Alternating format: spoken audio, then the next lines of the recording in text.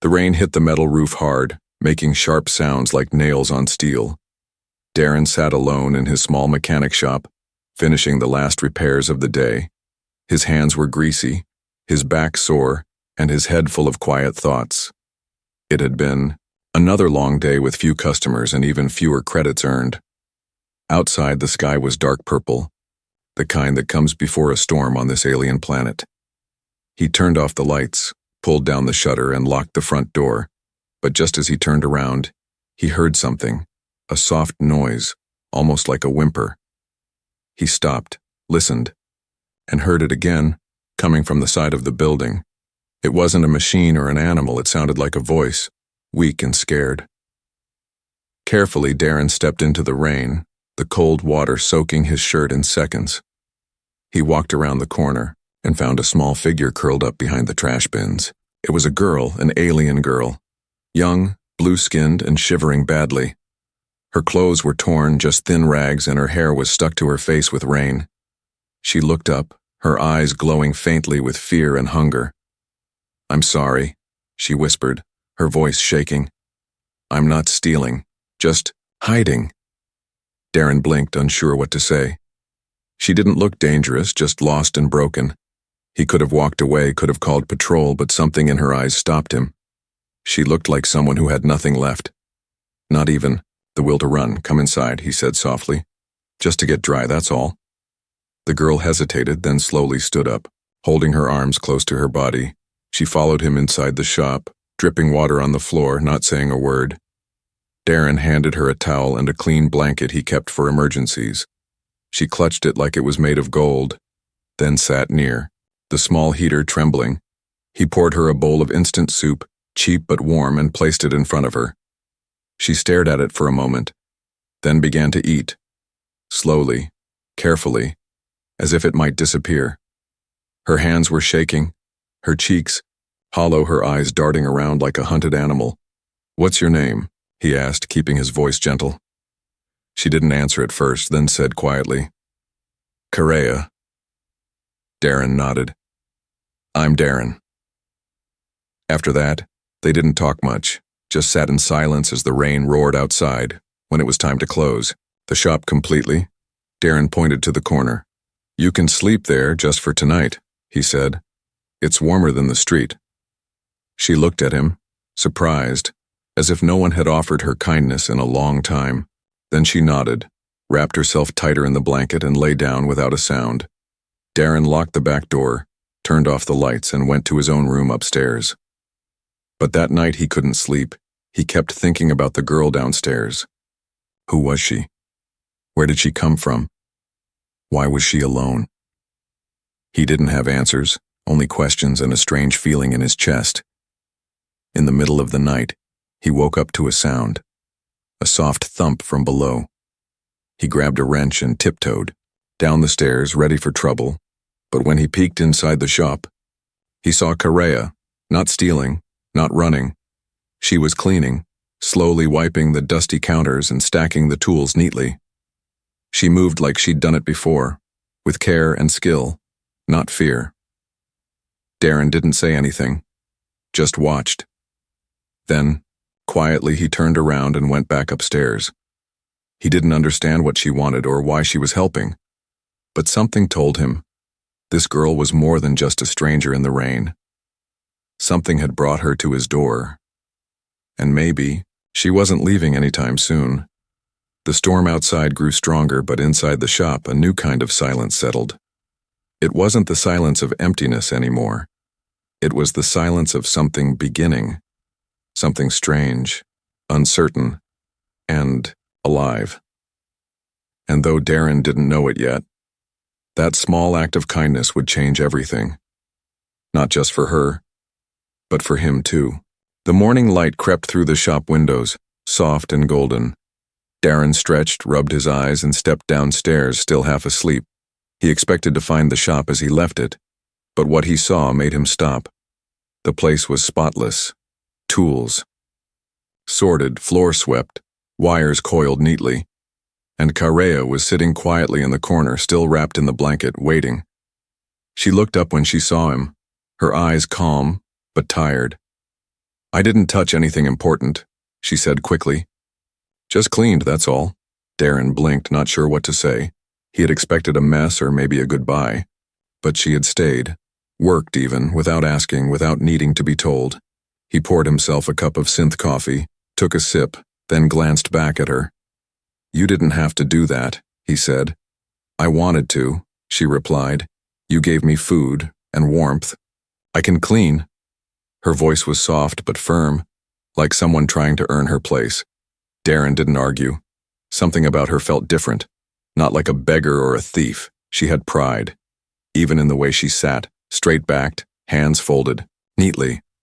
All right, he said slowly. If you want to stay, you help out, but no stealing, no lying. Correa nodded quickly. No stealing, no lying, she repeated. Good, Darren said, hiding the small smile growing on his face. He gave her a few old rags, showed her where the junk bins were. She moved like she already knew her way around tools and scrap, not clumsy like most strangers, but careful, quick, and quiet. When a customer came in with a broken hover drone, Correa vanished into the back. She waited there silently, only peeking out when the customer left. People like me aren't welcome in places like this, she said softly. Darren didn't ask what she meant, not yet, but her words stayed in his mind. By midday, she had repaired 2 broken lamp panels and organized the tool wall. Darren gave her some credits, thinking she'd take them and vanish, but she pushed them back toward him, shaking her head. I don't want money, she said. Not yet. Just food. Maybe another blanket. Darren frowned. You can't work for free. I'm not working, she said quietly. I'm surviving. That night, after closing the shop, he brought her a bigger blanket and a pillow. You don't need to sleep on the floor anymore, he said. She looked at the folded tarp mattress in the corner and smiled faintly. That's more than I had in months, she whispered, and laid down slowly. As she pulled the blanket up, Darren saw bruises along her arms, deep purple marks that weren't from falling or work. He paused, then asked, Correa, who hurt you? She went still, her face blank, her eyes distant. It doesn't matter, she said. They're far away now. But Darren knew that kind of silence. He had seen it in war survivors, in broken soldiers, people who had seen too much and said too little. Later that night, Darren couldn't sleep again. He kept thinking about the way she moved, the way she cleaned, the way she looked around the shop like she belonged to it. She wasn't just trying to survive. She was trying to be useful, to be seen as more than a burden. The next day, he gave her a basic repair kit. Think you can fix that old power core? He asked, pointing to a dusty generator. Correa examined it with sharp eyes, then nodded. Yes, it's not too broken. She set to work, hands moving fast, her glowing blue fingers skilled and steady. By noon, the generator hummed to life. Stronger than before, Darren was impressed, truly impressed. You've done this before, he said, more like a statement than a question. Correa hesitated, then replied, I used to fix things on a cargo ship. Before? She didn't finish the sentence, and Darren didn't push. Each day she worked longer, learned faster. She never asked for anything, never complained. Darren found himself talking to her more, laughing even. She was quiet, yes, but when she spoke, it mattered. She told stories of stars she'd seen, planets she'd passed by, dreams she never got to chase, and in return, Darren found himself opening up too. About his failures, his lost crew, the family he hadn't seen in years. It wasn't just a job for her anymore, and it wasn't just kindness for him. It was something else, something fragile but real, growing slowly between 2 broken people. But behind her eyes, there was still fear. And Darren noticed something one evening while she reached for a tool. A strange mark burned into her back, partially hidden. Under her shirt, not a bruise, a brand. He didn't say anything yet, just stared for a second too long. Correa noticed, froze, then quickly turned away. And for the first time since she arrived, she looked scared again. Truly scared. Darren's heart tightened. He knew now. She Wasn't just homeless, she was running from something far worse. Darren couldn't stop thinking about the mark. It had been just a glimpse, a strange burned symbol on Correa's back. Not a scar from injury, not a tattoo. It was sharp, deliberate, and cruel. He had seen brands like that once before, during his service on the outer colonies. They belonged to one kind of group, pirate slavers. He didn't ask her about it right away. She acted normal the next morning, wiping down tools and fixing a busted coil. But her movements were stiffer now. Slower, like she was waiting for something bad. Her eyes no longer glowed softly when she worked. They stayed dim, careful, and Darren realized. She had seen him see it. After the last customer left, he decided to speak. "Correa," he said gently. "That mark. I need to know what it is." She froze, her hands gripping the edge of the work table. For a long time, she didn't speak. Her back turned to him, her head low, then she whispered, "It means I belonged to them." "Them who?" he asked quietly. "Dark Sky Clan," she replied, her voice hollow. "Pirate traffickers. I was taken when I was young." Darren felt his stomach twist. He had heard the name before, whispers of the worst kind of criminals, the kind who took people and sold them like machines, pleasure, labor, experiments. They didn't care.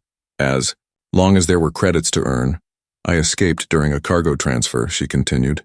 "They had a new girl. They were busy. I ran." She turned around slowly, her eyes locked onto his. "If you want me to leave, I understand," she said. "I don't want trouble." Darren looked at her. Really looked. She wasn't just scared. She was preparing herself to be thrown away again. His chest tightened and something sharp burned behind his ribs. "No," he said firmly. "You're not going anywhere." Correa blinked, confused. "But they'll come," she said. "They'll look for me." "Let them," Darren muttered. "I'm not afraid of them." That was a lie, but one he was willing to live with. He made a decision that night. While Correa slept curled up in her corner, Darren powered up an old scanner. He scanned the brand from memory and cross-referenced it through black market records. The data confirmed what he feared. The mark was a slave tag linked to the Dark Sky Clan's registry. And worse, her ID was still listed as active property. Anyone with the right tech could track her if they got close. Darren sat in the dark, staring at the screen, fingers clenched around his mug. If someone scanned her, she'd be dragged back and he'd be punished too. Helping a runaway slave from a pirate clan was a death sentence on many worlds. He stood up, went to the basement, and started digging through old hardware. The next day, while Correa repaired a broken light strip, he handed her a small device. "What is this?" she asked, tilting her head. "A signal jammer," Darren said.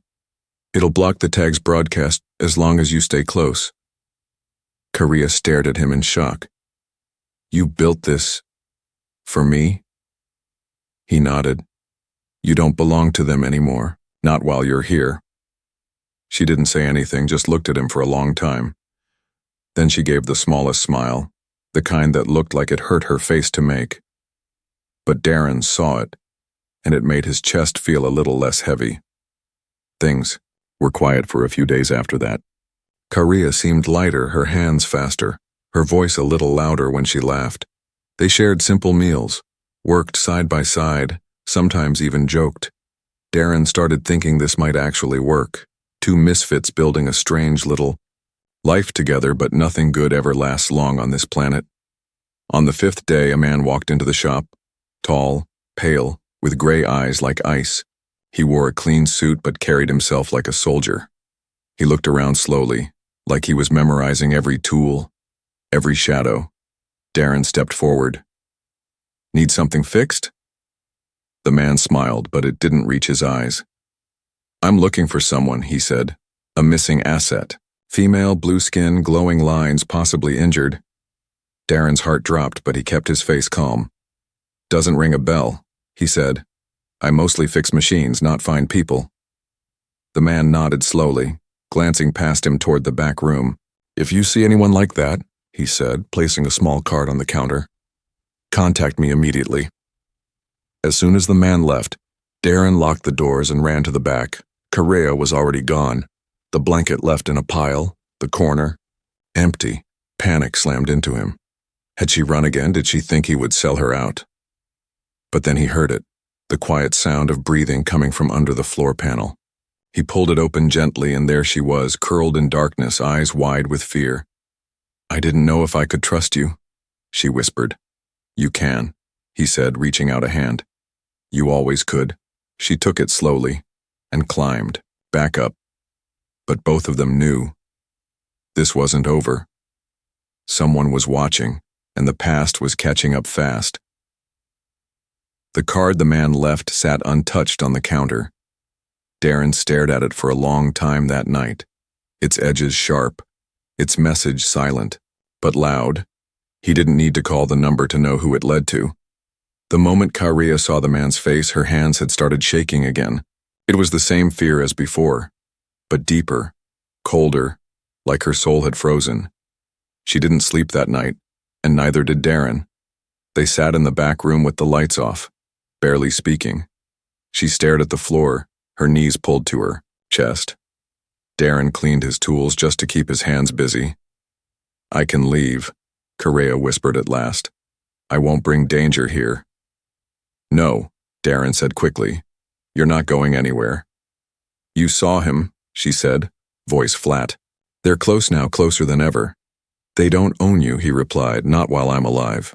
The next morning, Darren did something risky. He shut down the shop for repairs, turned away customers, and locked the front door tight.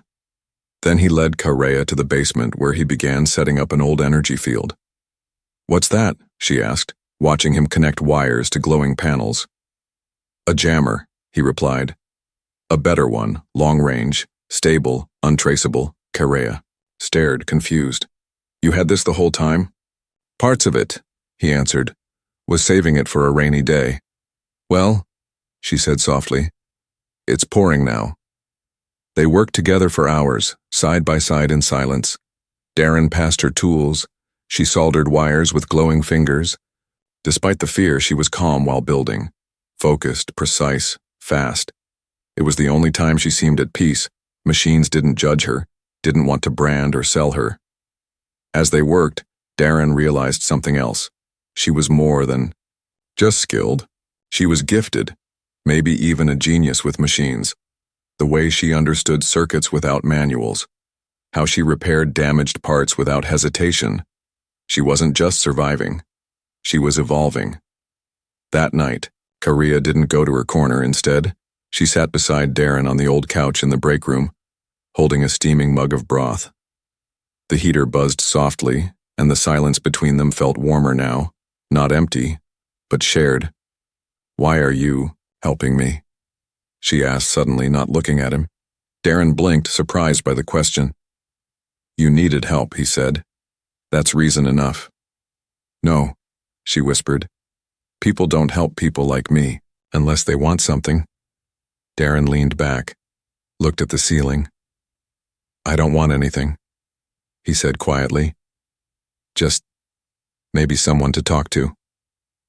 Correa looked at him then, her eyes glowing faintly in the dim light. Softly, she whispered, "I like talking to you." It wasn't much, but it was everything. They sat together for a long time after that, listening to the wind outside, but even peace has a short life on a planet like theirs. 2 days later, the man came back. This time, he didn't smile, didn't pretend to be a customer. He brought 2 others with him. Tall, armored, quiet as shadows, they stood outside the shop watching, waiting. Darren saw them through the security feed and felt his stomach turn cold. He told Correa to go to the basement. She didn't argue, but her eyes said everything. She was done running. Still she obeyed, slipping down the steps without a sound. Darren unlocked the front door and stepped outside. "What do you want?" he asked the gray-eyed man. "You have something that doesn't belong to you," the man said calmly. "I have a shop full of broken junk," Darren replied. "Take your pick." "No more games," the man hissed. "The girl, Correa, is stolen property." "She's not property," Darren said, his voice low. "She's a person." Then protect her like one, the man said, tossing a small metal disc at Darren's feet. Tracking beacon, he added. We'll return. In one rotation, if she's not with us by then, we take everything. With that, the three men walked away, disappearing into the crowd. Darren picked up the disc, his hands shaking. One rotation. That meant one day, maybe less. He went back inside, bolted the doors, and looked at Correa. She was already standing there, having heard everything. I'll go, she said before he could speak. It's better if I do. No, Darren said again, louder this time. You're not a tool to be returned, you're not an object. But if they burn this place down, she asked, tears in her voice, if they hurt you because of me? Darren took a deep breath, stepped close, and placed a hand on her shoulder. Then we fight, he said. Together. And that was the moment Correa stopped being a guest in his life. She became something more, a partner, a friend, maybe, even something closer. But there was no time to figure that out because outside the hunters were getting ready to return. And inside, two lost souls were about to make a stand. Darren didn't sleep. He sat on the shop floor all night, back against the wall, a plasma wrench in one hand. The tracker disc still lay on the counter, glowing softly like a threat that wouldn't go away. Every sound outside made his heart beat faster. Every shadow looked like an ambush, but somehow Correa looked calm. She sat across from him, legs folded under her, eyes glowing faintly in the dark. She wasn't trembling anymore. She wasn't hiding. Instead, she was staring at him as if trying to memorize his face. Why aren't you scared? He finally asked. I am, she replied. But I've been scared for so long I got used to it. Darren exhaled slowly, his throat dry. You shouldn't have to be, he said. You should be free. Correa tilted her head slightly, as if the word free didn't make sense. I don't even know what that means anymore, she whispered. But maybe I do now. She reached into her blanket, pulled out a small broken chain, rusted and old. This was on my ankle. She said when I escaped I ripped it off, but I kept it. Why? Darren asked, to remind myself I survived. They sat in silence again until Darren finally stood. We still have time, he said. Let's prepare. The next few hours were filled with quiet movement. Darren rewired the front doors, set traps using old security drones and shock tiles. Correa worked beside him, fingers quick and steady.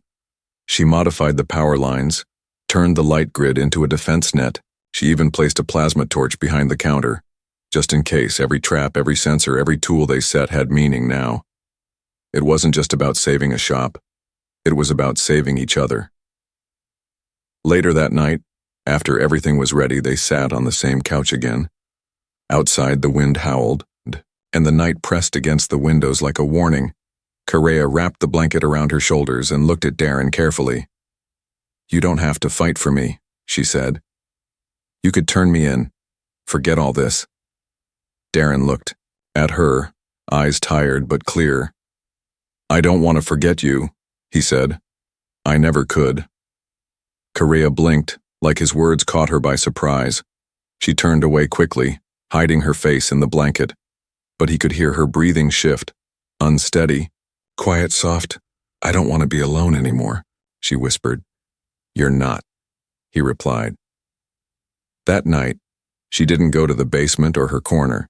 She stood in the hallway outside his room, barefoot and silent. Darren saw her through the cracked door, her hands twisting the edge of her shirt. He opened the door fully, stepping aside. I couldn't sleep, she said softly. Not after today. He nodded once, then motioned to the other side of the bed. You can stay, he said. Just rest. Correa hesitated, then walked over slowly. She lay down, fully clothed, as if afraid she might offend him. The blanket barely covered her legs, but she didn't complain. Darren turned off the lights, and for a moment everything was quiet. Then in the dark, her voice came again. Darren? Yes? Thank you. For what? For seeing me, she said. For not turning away. He didn't answer right away, but after a few seconds, he reached out and gently took her hand. She didn't pull away, and for the first time, since she arrived, she fell asleep beside someone, not as a tool, not as a prisoner, but as a person. The next morning, the sun rose blood orange through the clouds, and with it came the low hum of engines. Dark, heavy, dangerous, they were coming. Correa sat up instantly, all the calm from last night gone. Darren was already up, already pulling wires, flipping switches, unlocking the backup generator. "Time to see what we're made of," he said, voice calm but sharp. Correa stood beside him, not hiding this time. She had chosen her place, and it wasn't in the shadows anymore. As they watched the ships land in the distance, Darren asked her, "One last chance. If you run now, you might get away." Correa shook her head, stepped closer, and looked into his eyes. "I don't want to run," she said. "I just want to stay. With you."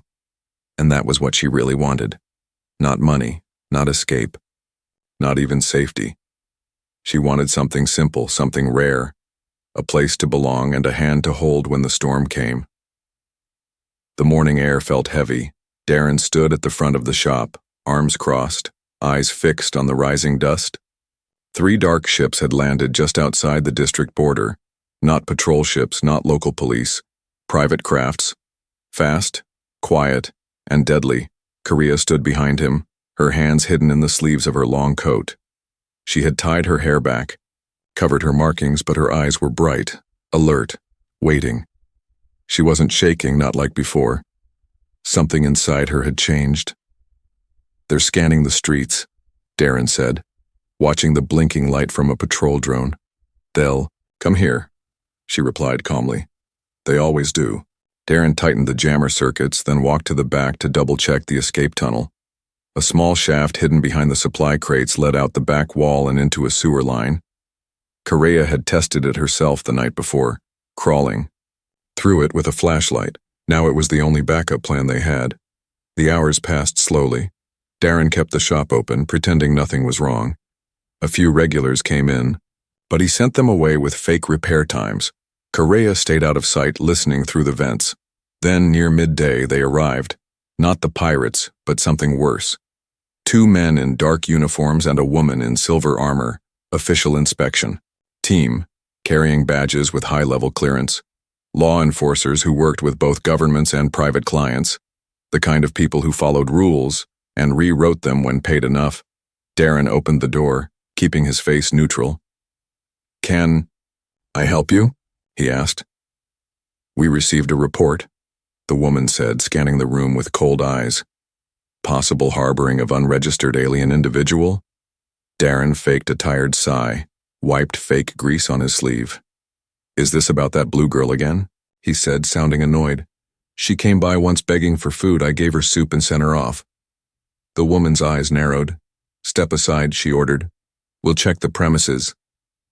Darren didn't argue, just moved slowly, acting. Bored inside, Correa had already dropped into the hidden basement space. The jammer was still running, its low hum barely audible. The inspectors moved through the shop like wolves, opening cabinets, scanning heat signatures, checking footprints. They even ran a DNA swipe across the couch and counters. Darren stayed, silent, watching, forcing his breath to stay calm. Every beep from their scanners made his heart jump. "What's in the basement?" one of them asked, pointing toward the trapdoor. "Just old junk and broken tools," Darren said with a shrug. "Open it," the woman ordered. He knelt down, his fingers on the latch, sweat running down his neck. He pulled it open, revealing boxes, metal shelves, coils of wires, and nothing else. Correa wasn't there. She had slipped through the side shaft without a sound. She had known this might happen, and she had moved fast. The woman scanned the room, then looked at Darren again. "You're clean," she said, "for now. But if we find out you've lied, this whole building goes down." Darren gave a fake smile. "I'd expect nothing less." They left without another word. Darren locked the door, then ran to the back exit. Correa was there, crouched behind the storage unit, eyes wide, breathing fast. He pulled her up into a hug before she could even speak. "I thought they found you," he said, voice tight. "I heard everything," she whispered. "I didn't want to risk it." They sat together in silence for a while, and then Correa asked softly, "How long can we do this?" "Hide," Darren replied. "Survive," she said. "Run, fight, wait, repeat." Darren didn't answer right away, because deep down, he didn't know. That night, they stayed in the basement, the trapdoor sealed shut. Correa curled beside, him half asleep. Darren stared at the ceiling, his hand resting near the plasma torch. He knew the inspection team wasn't the end. It was just the test before the storm. Correa reached out slowly, her fingers brushing against his. "I don't care if I'm hunted," she whispered. "I just don't want to be alone again." "You're not," Darren said without thinking. "You never were." He looked down at her, and for a moment the fear melted. She wasn't a runaway or a tool or a target. She was just Correa, the girl who cleaned his shop, fixed his tools, and made his heart beat in strange ways. He didn't know what tomorrow would bring. But for now, she was safe. And that was enough. Outside, the scanners kept flying. The eyes kept watching, and the ones who branded her were already planning their next move. They came just before dawn.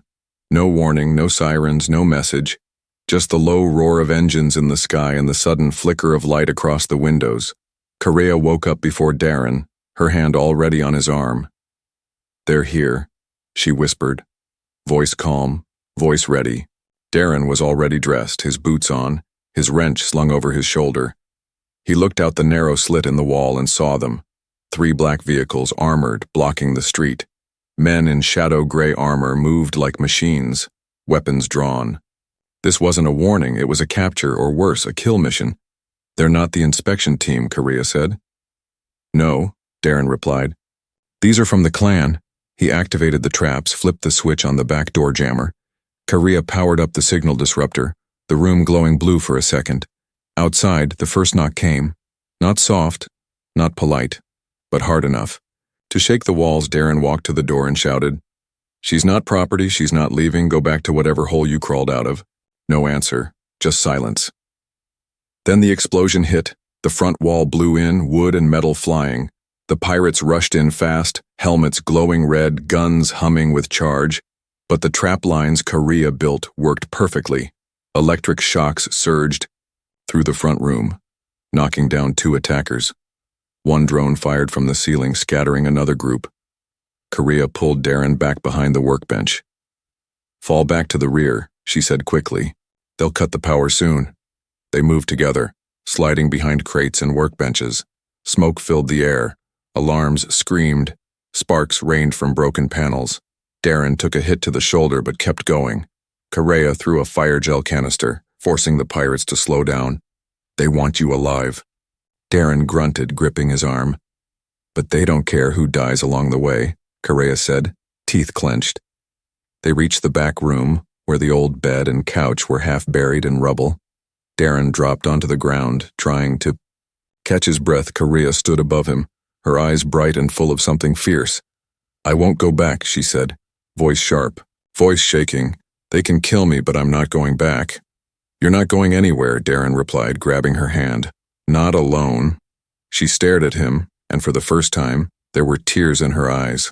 Real ones, not from fear, but from something deeper. "I was sold like a tool," she whispered. "I was touched without my name, used without a choice. But you saw me." "I didn't see a slave," Darren said. "I saw you." The final wall cracked, and more pirates stormed in. Correa reached for the torch and lit the fuel tank behind the shelf. The blast sent fire roaring across the floor, cutting off the attackers. "Now," Darren shouted, and they ran. Through the side shaft, down the tunnel into the sewers. They didn't stop until the sound of boots and gunfire faded behind them. They climbed up into a service alley, soaked, burned, breathing hard, but alive. Hours passed. They made it to a small safe house on the edge of the city. A friend of Darren's owed him a favor and didn't ask questions. Correa sat by the window, staring at the rising sun, her hands shaking now that it was over. Darren sat beside, her wrapping a fresh blanket around her shoulders. "Cold?" he asked. "No," she whispered. "Just not used to surviving this long." He smiled, leaned back, his body aching. "You know," he said, "when I first gave you that job and blanket, I didn't expect you to stay." Correa turned to him slowly. "And I didn't expect to want to," she said softly. "But I do." She placed her hand on his chest, right above the place where his heart still pounded. "I want this," she said. "Not your shop, not your food, not your safety. I want you." Darren didn't answer right away. He didn't need to. He just pulled her closer, letting her rest her head against his shoulder. That night, when they finally found a quiet place to sleep, Correa didn't go to the floor, or the corner, or the spare cot. She lay beside him, again just like before, her fingers tangled in his. No words, no fear, just warmth. She had chosen his bed not because it was soft or safe, but because it was where she felt real. Because it was the first place she had ever been held without pain, without expectation, without chains. And in that small, broken room on the edge of the world, a slave became a survivor became a woman, and a lonely mechanic found someone to fight for. It wasn't the end, it was only the beginning.